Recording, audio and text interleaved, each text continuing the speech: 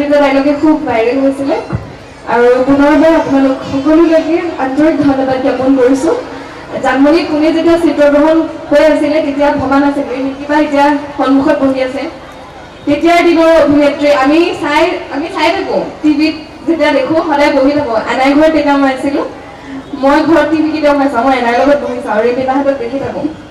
আৰু যেতিয়া জানমণিৰ কাৰণে কল আহিছে তেতিয়াতো মই পাগল যে ময়ো ওলাম টিভিত, এনেকুৱা এখন ছবিত ময়ো ওলাম, তেতিয়া খুব পাগল।